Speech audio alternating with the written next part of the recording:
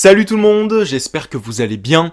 Alors aujourd'hui je vais vous faire mon classement en ce qui concerne les films que j'ai vus au cinéma l'année dernière, du pire au meilleur. Donc je précise que c'est un classement subjectif, je classe les films en fonction du feeling que j'ai avec eux. Donc les gens qui ne supportent pas que j'ai un avis différent peuvent partir, la porte est grande ouverte, il n'y a pas de souci, je ne vais certainement pas mentir sur mes classements pour faire plaisir. Et au passage, pour ceux qui ne le savent pas, je suis beaucoup plus actif sur Instagram, où je critique chaque film que je viens de voir ou de revoir. Donc je vous fais un post pour chaque film, je fais aussi d'autres types de publications, et je vous parle aussi d'autres choses en story. Voilà. Donc je vais commencer mon classement, je commence avec le pire film de 2024, et il s'agit de L'IA du mal. Bah écoutez, l'intelligence artificielle dans ce film, j'avais l'impression que c'était un sujet périmé, hein, faut le faire quand même. Le scénario, la réalisation, tout ça c'est très faiblard. Il y a aussi au niveau du scénario des incohérences, il y a des intrigues qui ne sont pas terminées, ou alors qui sont bâclées. Le final est rushé, les images en IA, elles sont totalement laides. Les jumpscares font pitié, le film ne fait jamais peur. Par contre, les deux acteurs principaux s'en sortent, ils y croient, et puis ils arrivent quand même à donner l'impression qu'il y a une alchimie entre leurs personnages, puisqu'ils jouent un couple. Et là-dessus, ça fonctionne. Et j'ai quand même validé la fin du film qui se termine sur un ton appréciable. Je m'y attendais pas trop, mais c'est pas suffisant pour que je garde un bon souvenir de cette chose. Je suis désolé, mais Blumhouse avait déjà touché le fond. Et là, elle continue à creuser. Jusqu'où, je ne sais pas, mais en tout cas, c'est très profond. Plus profond que je le pensais. Ensuite, pour la 30e place, j'ai choisi Les Guetteurs, qui n'est pas mauvais, mais qui n'est pas non plus un bon film à mes yeux. Alors, la première partie, je l'avais trouvée plutôt bonne. Elle était intrigante, elle était mystérieuse, et l'ambiance de la forêt est excellente. Mais très vite, le film perd en qualité, c'est-à-dire que déjà, on montre assez vite la menace. En plus, j'ai pas du tout aimé le type de menace que l'on avait. Moi, j'aurais aimé quelque chose de plus tordu. J'ai pas non plus aimé le look des antagonistes. Ensuite, les relations entre les personnages, je les ai trouvées un peu survolées. À un moment donné, il y a même un personnage qui dit « Oui, on est comme une famille ». Ah bon ? Ça se voit pas, parce que je n'ai pas du tout ressenti leur alchimie. Et l'aspect survival, je l'ai trouvé un petit peu... Enfin, je l'ai pas trouvé super bien exploité, quoi. On aurait pu aller vraiment au bout. Et malheureusement, le film continue de se tirer des balles dans le pied avec une partie beaucoup trop explicative. Ça en devenait même écœurant. Ça n'en finissait plus. À un moment donné, j'avais même l'impression que le générique de fin allait arriver, à plusieurs reprises d'ailleurs. C'était lourd, j'en pouvais plus.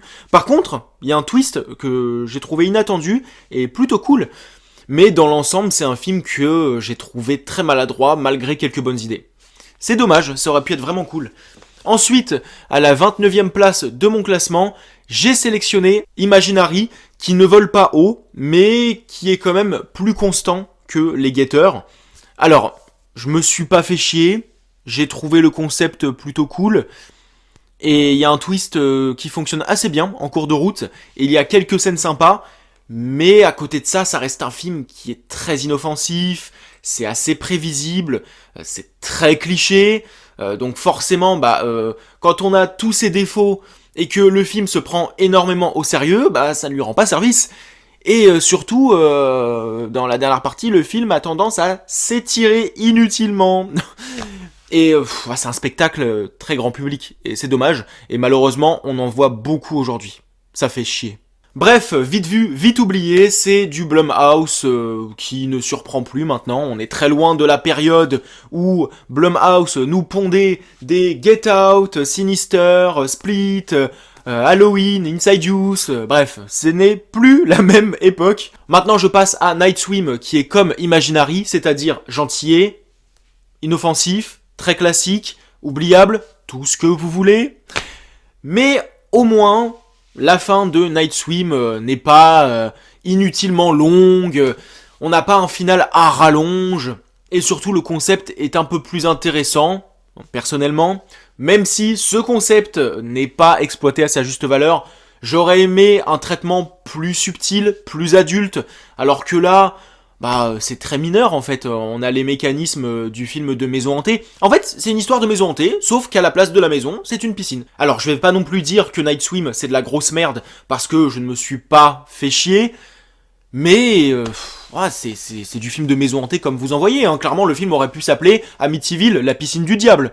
C'est la même chose. Après, le film raconte son histoire sans souci, ça tient debout, il n'y a pas de perte de rythme. Il y a un twist que j'ai trouvé très appréciable. L'acteur principal est vraiment très bon. Il y a une scène aussi que je trouvais plutôt flippante. Donc c'est un petit divertissement qui ne vole pas haut. Objectivement parlant, ce n'est pas un bon film. Mais moi je l'ai regardé sans prise de tête. C'est juste que le film aurait pu avoir une écriture beaucoup plus mature et se permettre quelques folies dans son récit. C'est dommage. Ensuite, je passe aux cartes du mal, et là encore, on a un spectacle édulcoré, prévisible, on a un film d'horreur mineur. Alors, je n'ai rien contre les films d'horreur mineurs, vous savez, ces films qui ne réinventent rien, ces films qui ne cherchent pas à proposer un scénario intelligent, qui ne développent pas grand-chose, à partir du moment où ils réussissent à divertir. Mais, quand on a un concept comme celui des cartes du mal, je suis désolé, mais quand on nous propose un résultat avec une écriture superficielle, ça fait chier, c'est hyper frustrant. Encore une fois, c'est comme dans Night Swim en fait. L'écriture manque de maturité. Il y a des idées, mais on ne va pas loin. Je suis désolé, mais quand on me parle d'horoscope, d'astrologie, je m'attends quand même à quelque chose d'assez poussé, à quelque chose d'inventif, à quelque chose où vraiment il y a de l'imagination, où on va proposer quelque chose d'assez adulte. Eh non, c'est très superficiel, mais à côté de ça, j'ai quand même trouvé le film plutôt divertissant, je me suis pas fait chier, c'est bien rythmé, on entre très vite dans le vif du sujet. Moi j'aime bien ces petits films avec un aspect destination finale. Bon, là les cartes du mal n'arrivent pas à la cheville de cette saga, mais ça reste plutôt fun. Le film est assez varié en ce qui concerne le destin de chaque personnage, en ce qui concerne leurs aventures. Bon, c'est un petit slasher surnaturel vite vu, vite oublié. Ça ne va certainement pas marquer mon parcours de cinéphile. Mais ça peut faire l'objet d'une petite soirée chill, un samedi soir ou un dimanche après-midi. Pour la 26e place de mon classement, j'ai sélectionné Nosferatu, qui est une œuvre esthétiquement superbe, je n'ai rien à dire de ce côté-là, elle est irréprochable et elle est jouée avec conviction par Lily Rose Depp, et campée par un Nosferatu omniprésent qui nous fait prendre conscience qu'il représente un véritable danger. Donc là-dessus c'est bien préparé, c'est bien écrit, mais je n'ai pas aimé le look du personnage, j'ai été déçu, là je m'en souviens à peine. Et le rythme du film, c'est un peu en dents de scie. C'est parfois répétitif également, et émotionnellement, le film m'a laissé un peu indifférent. Je trouve que ça manquait de profondeur, et c'est vraiment dommage parce que Nosferatu, c'est vraiment le genre de film fait pour nous faire ressentir des émotions. Ça aurait dû être un film émouvant. Et là, moi j'ai pas été touché quoi. Donc, et je dois vous faire aussi une confidence, je ne suis pas un très grand fan des films de vampires, il y en a très peu qui m'ont séduit. Donc pour conclure, Nosferatu est un beau spectacle, à voir de préférence sur grand écran, mais il ne m'a pas fait vibrer. C'est comme un beau mec, il est beau, il est seulement beau, mais il va pas réveiller des choses en toi. Il y a une différence entre un bel homme et un homme charmant. Voilà. On continue avec Hérétique et son ambiance délicieusement sinistre. Et sa première partie très prometteuse, avec la présentation de ses trois personnages principaux, surtout la présentation de l'antagoniste avec ses propos, il y a une tension qui va crescendo, et Mr. Grant est excellent. Et malheureusement, la suite du film n'est pas à la hauteur de ce qui a précédé. Alors, ce n'est pas inintéressant, ce n'est pas mauvais, au contraire. Mais il y a quand même une baisse de qualité, il y a une perte de puissance, c'est presque la douche froide, mais le film arrive quand même à tenir en haleine. C'est comme embarquer à bord d'un grand 8 qui nous fait prendre une putain de pente, et on s'attend à une sacrée descente, et arriver là, ce n'est pas aussi sensationnel que ça aurait dû l'être, tout simplement. Maintenant, je passe à Project Silence, qui est un huis clos sur un pont avec des chiens agressifs. Et j'adore les huis clos, puisque les personnages ont moins de possibilités de s'en sortir. Ils doivent vraiment réfléchir ensemble pour survivre. Je trouve qu'il y a plus de tension, il y a plus de suspense, c'est beaucoup plus captivant. Ici, on a un jeu du chat et de la souris sans temps mort. Les personnages sont sympathiques, surtout celui du dépanneur. Et on a de beaux plans sur le pont. On a une belle ambiance visuelle. Après, j'aurais aimé que le film soit un peu plus sauvage au niveau des attaques. J'aurais aimé que ce soit un peu plus saignant. Parce que quand on voit le concept du film, j'aurais aimé que visuellement ce soit à la hauteur de l'histoire. À la hauteur de ces chiens agressifs.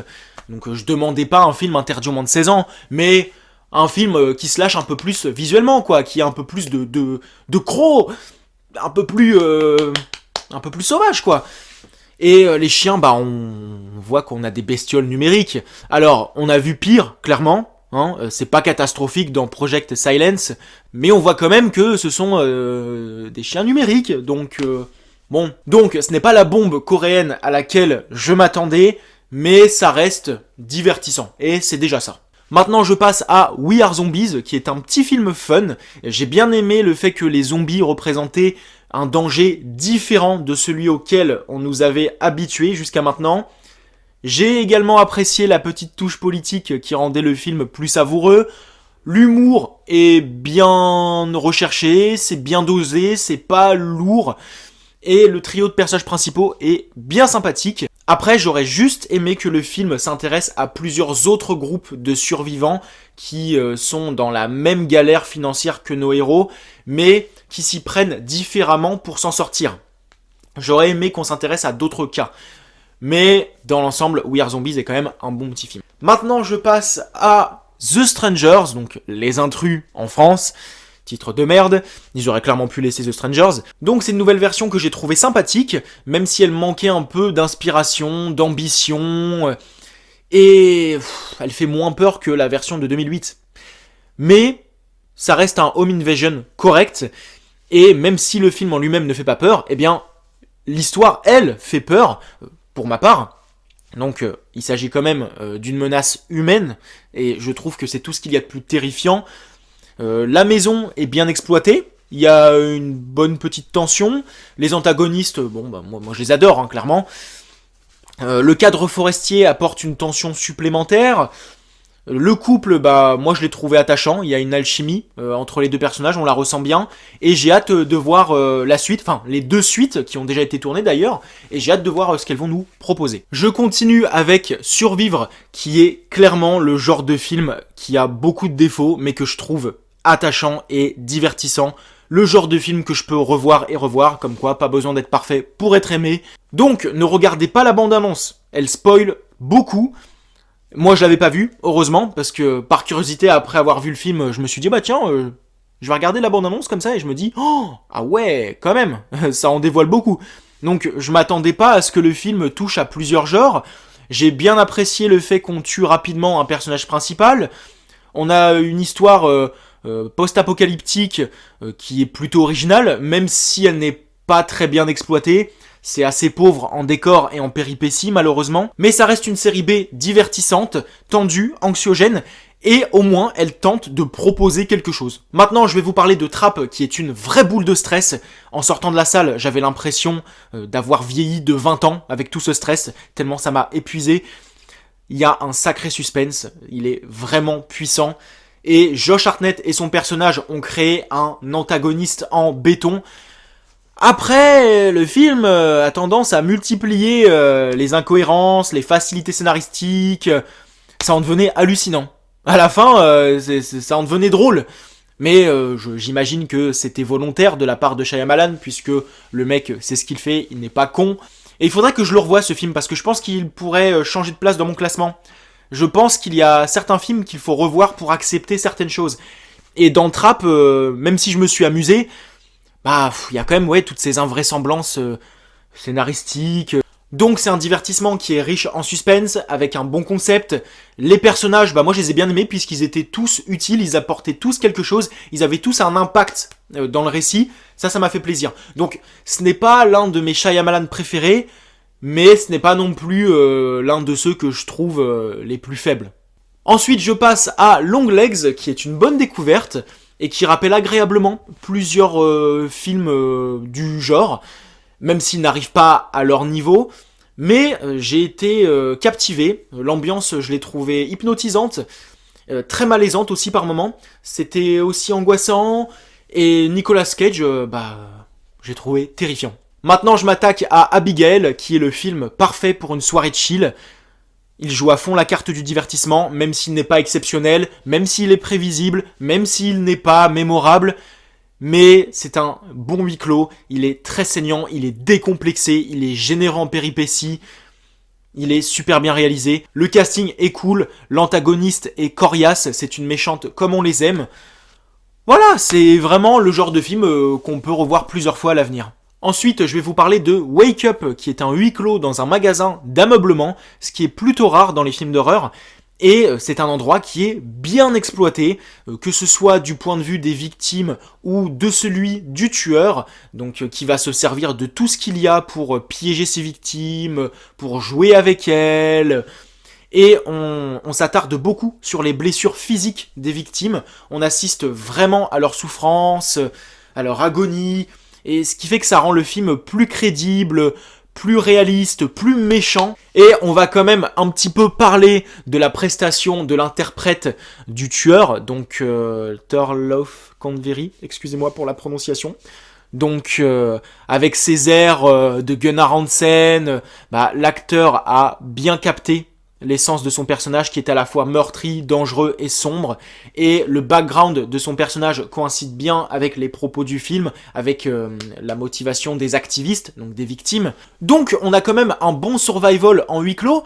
Alors oui, ça va pas marquer mon parcours de cinéphile, ça ne réinvente rien, ce n'est pas quelque chose d'exceptionnel, mais j'ai quand même passé un très bon moment devant. Et j'aimerais bien qu'il sorte en France en support physique, ça serait pas mal.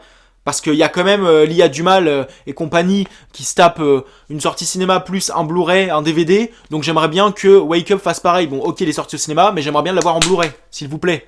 Maintenant, je passe à Sans un bruit, jour 1, qui est un épisode que j'aime bien, avec sa dimension intimiste, et qui est très touchant, avec son duo de personnages principaux, très attachant, différents, mais complémentaires. Et l'histoire de Sam colle super bien avec l'histoire du film, avec l'écroulement de notre monde. Et Lupita Nyong'o est, une fois de plus, époustouflante. Après, le défaut du film, c'est le chat, même si j'ai trouvé adorable, trop mignon. Mais son utilisation est un peu maladroite. Parfois, il adoptait un comportement pas très crédible, quoi. Mais bon, ça ne m'a pas empêché de kiffer le film, d'être à fond dedans, d'être ému, d'être stressé... Maintenant, pour la 15e place de mon classement, j'ai pris Le Mangeur d'âme. Alors là, on est sur quelque chose d'assez glauque et de tordu. Le climat, il est bien anxiogène comme il faut. On a l'utilisation des Vosges qui crée directement cette sensation d'isolement, de calme. C'est assez angoissant. On a de bons twists. Et on a une scène qui implique un couple qui m'a marqué. Je pense que c'est une des meilleures scènes d'horreur de 2024 et même au-delà. Franchement, je n'en dis pas plus pour ceux qui n'ont pas vu le film et pour ceux qui sont intéressés. Mais honnêtement, cette scène-là, masterclass. C'était vraiment malsain.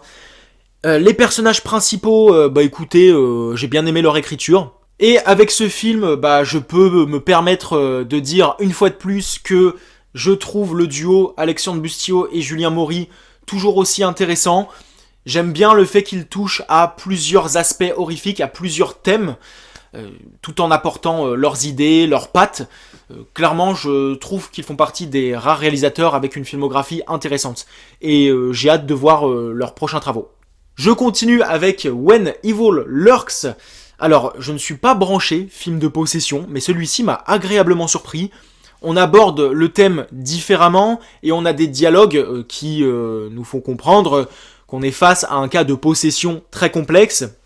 Là, on est face à un plus gros danger et ça fait peur pour le coup. On a des scènes de violence très crues, on a de bonnes scènes gore. Personne n'est épargné pour le coup. On a un film de possession vraiment méchant, impitoyable. Après, j'aurais aimé une fin un peu plus poussée. Je trouve que la fin est un peu en dessous de tout ce qui a précédé. Je m'attendais vraiment à un bouquet final, à une explosion. Et arrivé là, bon, c'était une fin plutôt tranquille, quoi. Mais bon, ça ne m'empêche pas de prendre mon pied devant ce film. Ça reste un film d'horreur bien pimenté, bien relevé comme il faut. C'est une belle surprise. Ensuite, je passe à Vampire humaniste cherche suicidaire consentant, que j'ai vraiment bien aimé. Donc déjà, avec sa dimension intimiste, faut savoir que l'aspect intimiste, ça compte beaucoup pour moi, surtout dans le cinéma d'horreur. J'aime bien plonger dans la bulle d'un personnage. C'est une petite comédie horrifique que j'ai trouvée touchante, les personnages sont vraiment bons, et ouais, c'est un des rares films de vampires à m'avoir plu. Il a réussi à se forger sa propre identité, et oui, c'est un film que je peux revoir et revoir. Mon classement se poursuit avec Amelia's Children, donc du fantastique à l'ancienne comme je l'aime, c'est malsain et pervers. On entre très vite dans le vif du sujet, il y a une bonne tension, il y a une ou deux scènes flippantes, il y a de bons personnages, surtout celui de la petite amie pour laquelle on stresse, et il y a aussi la mère du personnage principal masculin. D'ailleurs, ce dernier, j'aurais aimé qu'on lui accorde un peu plus de temps à l'écran, mais bon, rien de bien grave, parce que Amelia's Children fait partie de ces belles surprises, de ces meilleures surprises de 2024. Ça reste un très bon film d'épouvante. Ensuite, Mother's Land, qui est un très bon film psychologique, qui joue constamment sur l'ambiguïté. On se demande sans cesse si ce que raconte le personnage de la mère est vrai. On se pose tout un tas de questions. T'es à fond dans le film, voilà, de A à Z. Et les personnages, ils ont des échanges intéressants, on travaille bien sur leur psychologie, et le film prend un risque en cours de route, totalement inattendu, et surtout qui est très enrichissant pour le développement de certains personnages, et le trio d'acteurs est monstrueux, surtout Anthony Jenkins. Et maintenant je passe à mon top 10, et j'ai mis Sleep en 10ème position. Donc le sujet du somnambulisme se fait plutôt rare au cinéma, et là il est bien étudié, la mise en scène est simple, la façon de filmer est simple, visuellement c'est très sobre, c'est pas bourré d'artifices, d'effets spéciaux, non, c'est plus appréciable, et c'est un peu plus réaliste, on arrive à installer une bonne tension, ça fait même peur à certains moments. Les deux personnages principaux sont convaincants, tout comme les acteurs d'ailleurs, ils y croient. Et on se demande souvent si on est face à une histoire fantastique ou terre à terre. J'aime bien quand on se pose ce genre de questions. C'est un film qui a réussi à se forger sa propre identité.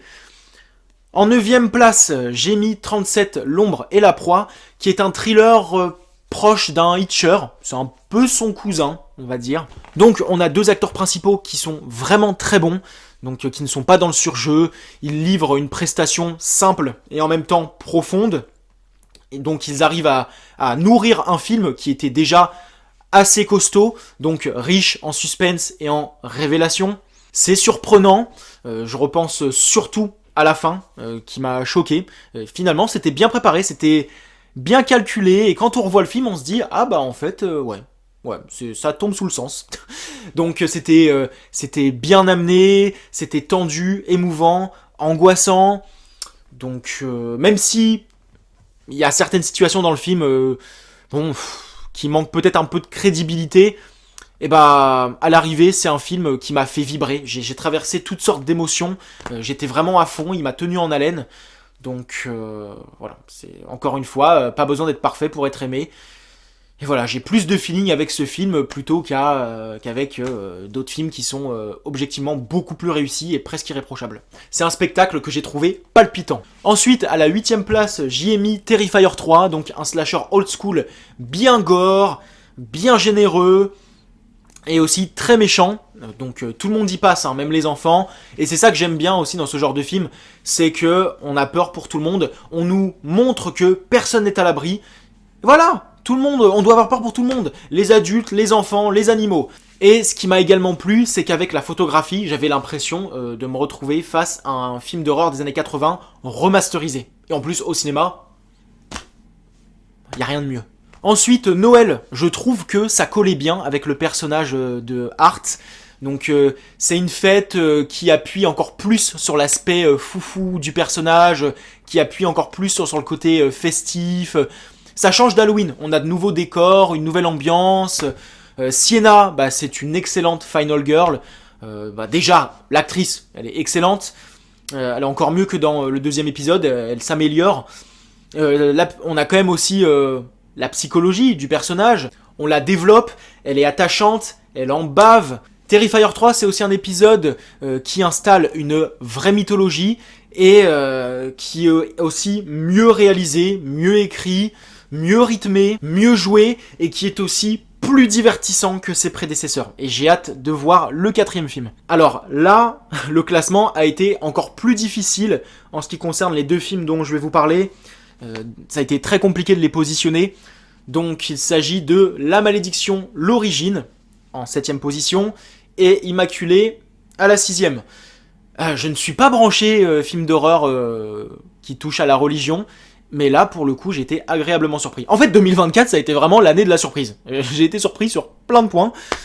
Donc, La Malédiction, l'origine. Au départ, je me suis demandé pourquoi ce film, pourquoi faire un prequel. Pourquoi? J'étais pas très intéressé, mais je me suis dit, allez, c'est un film d'horreur, ça sort au cinéma, vas-y, fonce. Et putain de merde, c'est un prequel avec une réalisation élégante. C'est un film qui m'a scotché avec sa noirceur, la prestation de son actrice principale.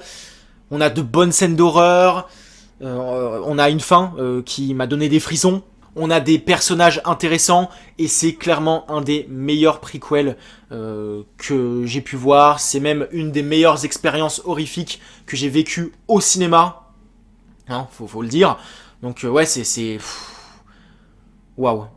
C'est un film qui m'a fait vibrer. Et putain de merde, si les prochains films d'horreur à caractère religieux sont aussi bons que celui-ci, ou même encore meilleurs, et bah je crois que je vais revoir mon top 5 de mes catégories horrifiques préférées. Maintenant, je vais vous parler d'Immaculée, et je ne vous cache pas qu'avec la bande-annonce, je m'attendais au pire, et finalement j'ai eu le meilleur.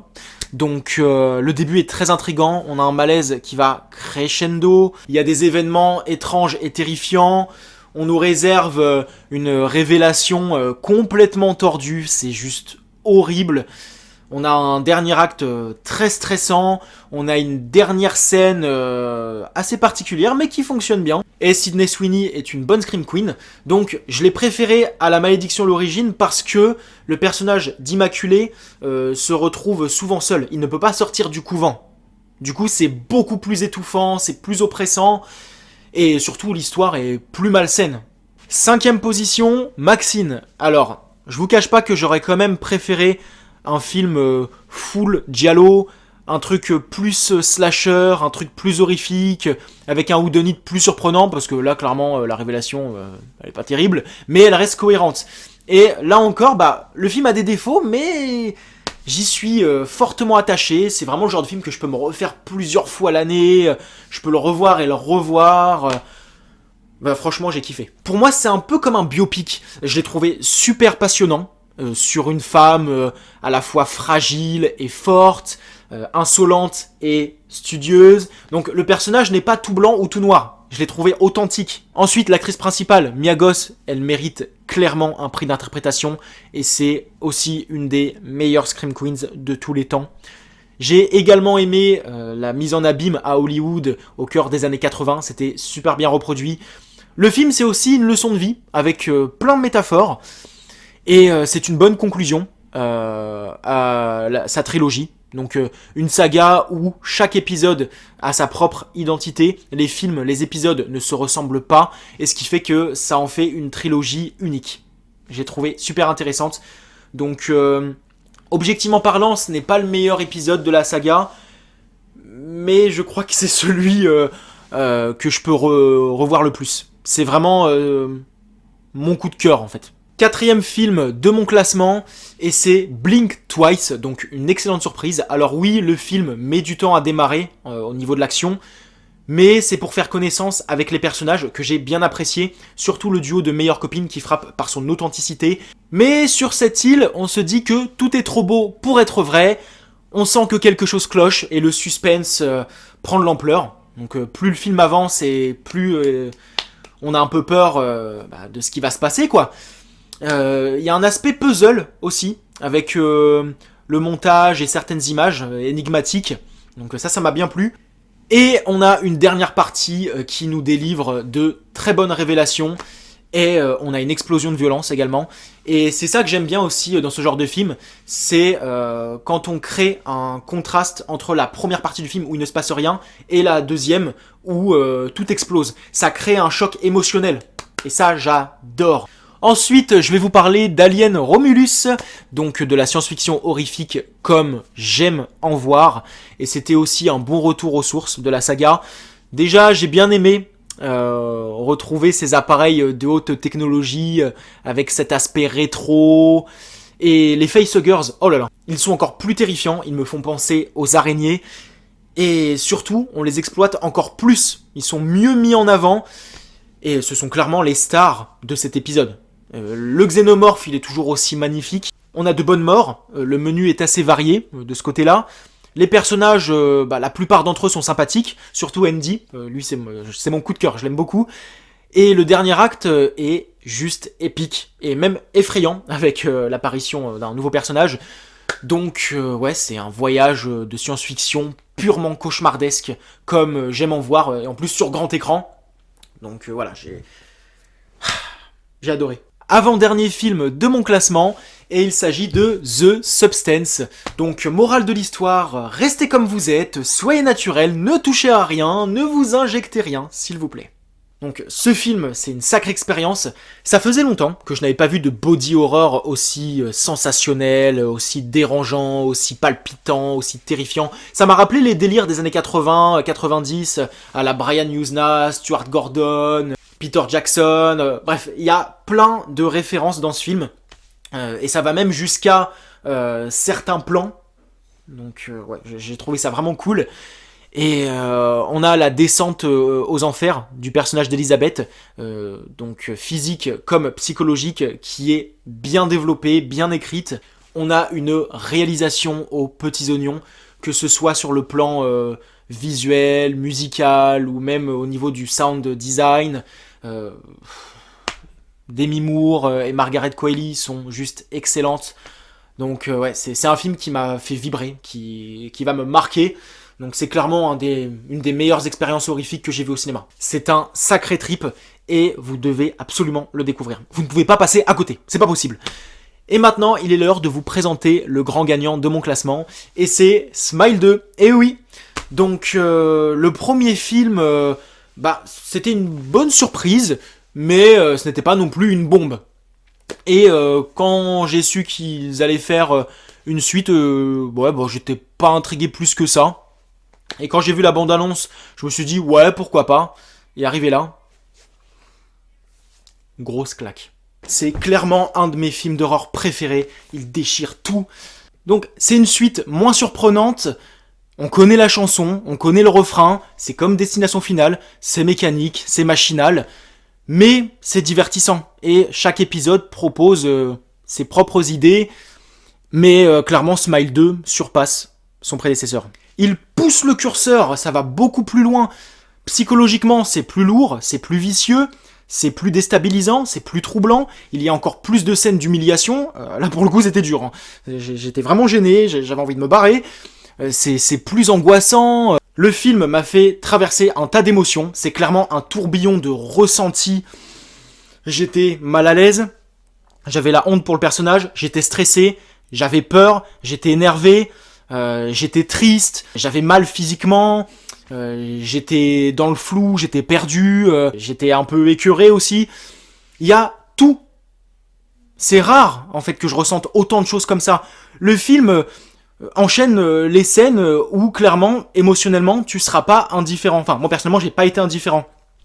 Donc, il y a une scène où tu vas avoir peur, il y a une scène où tu vas être gêné, il y a une scène où tu vas t'énerver contre la mère de Sky, par exemple.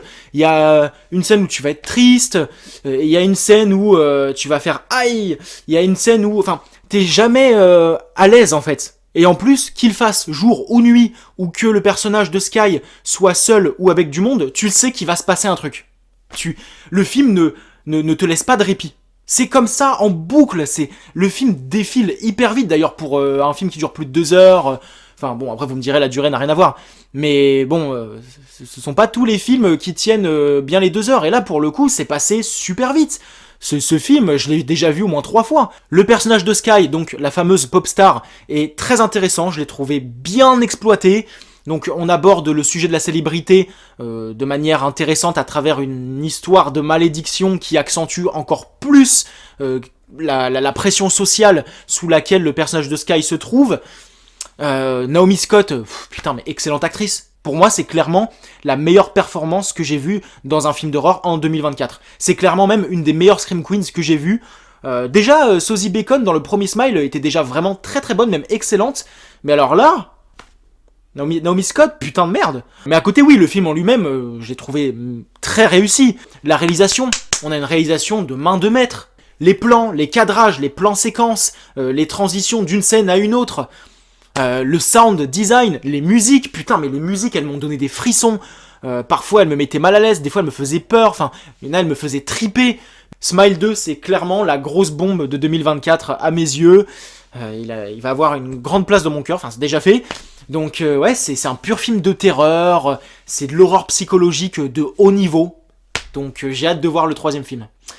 Donc c'est terminé pour ce classement. N'hésitez pas à me montrer le vôtre. Et je vous remercie d'avoir accordé du temps à ma vidéo. Et puis on se retrouve bientôt, si possible. Salut!